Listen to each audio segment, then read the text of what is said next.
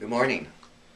My name is Bob Mannon. I'm with Red Hawk Realty, and our company works with a lot of Canadians as both buyers and sellers of property in Arizona, and we also do property management for a lot of our Canadian clients who have bought investment property recently. And next to me is Andrea Baldwin. Andrea works for Lawyers Title, and they're one of the largest title and escrow companies in the United States. And don't forget the best. And the best.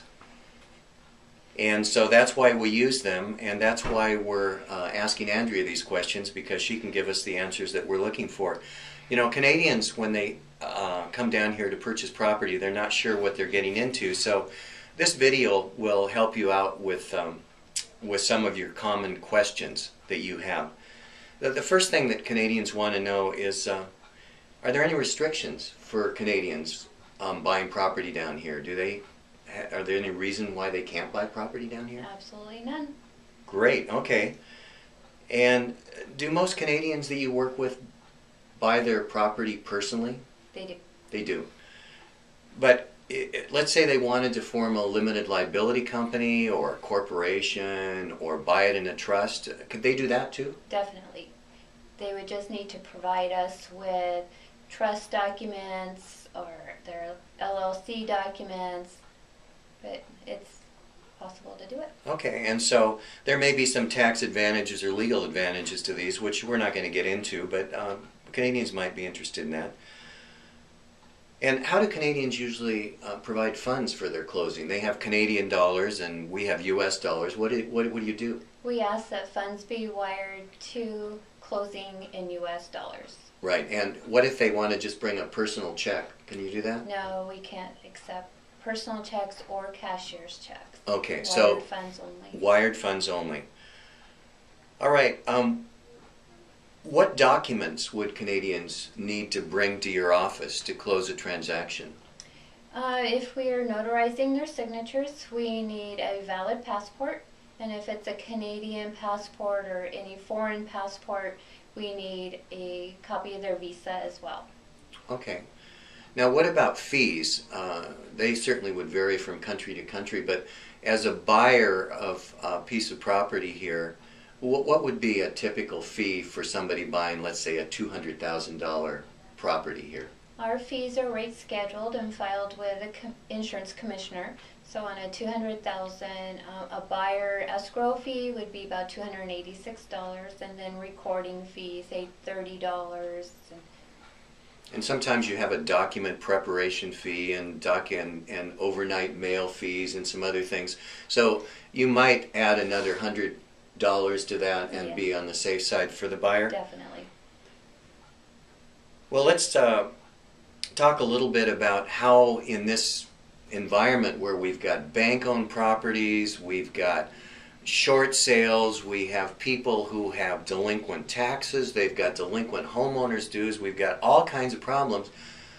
When a Canadian buys a piece of property, how do they know that a month later somebody is not going to serve them and tell them that they owe a bunch of back property taxes or back homeowners dues, etc.?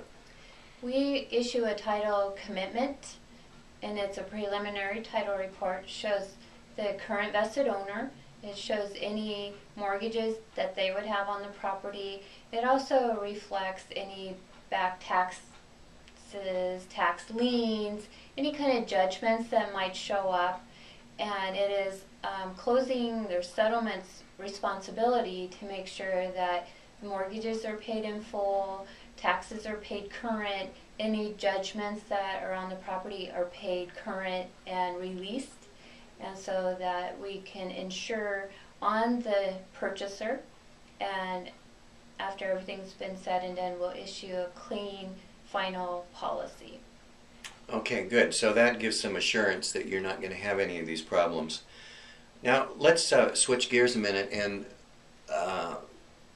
talk about what it's like to be a Canadian selling property. You've owned it for a period of time here in the United States, and you want to sell your property. So what do you do then as a seller? What process do you have to go through? That's a little more detailed. The seller would need to obtain a tax identification number, and that is obtained through the Internal Revenue Service, which can be accessed by going to the IRS website. They would apply or print a W-7 form and submit that into the IRS to get a tax ID number, and then we would need to see if we would have to hold a 10% of the sales price so that we can finish and complete any FERPTA rules and regulations. So if I understand you correctly, this withholding of 10% is in case there is some gain on the property. This is a guarantee that the IRS will get some money, but if there weren't any gain on the property, then upon filing tax documents, that 10% could be returned to the seller then. Yep, and again, being the government, you got another form to fill out. And two, not always do we have to collect for a 10% withholding. It depends on the situation. Is the buyer going to use the property as their primary residence? Is the sales price under $300,000? These are questions you have to ask for holding a 10%. And if those questions are answered yes, then we do not have to file the 10%. The seller still needs to obtain a tax identification number, and I sometimes suggest to a Canadian buyer that it doesn't hurt to go ahead and apply for that in advance so they have it. So whether they sell the property in 6 weeks or 16 years, they have it.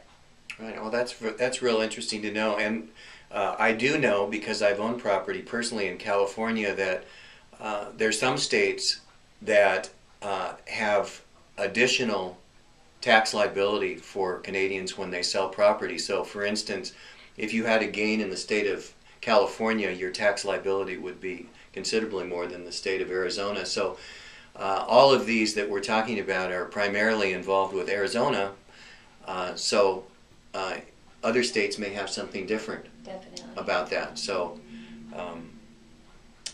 well, Andrea, I think it's been informative for our Canadian clients. You've done a great job. You've answered these questions. Andrea's been in this business for approximately 20 years and is the principal escrow officer at Lawyers Title. So we know the information we've got is good information. Well, thank you very much.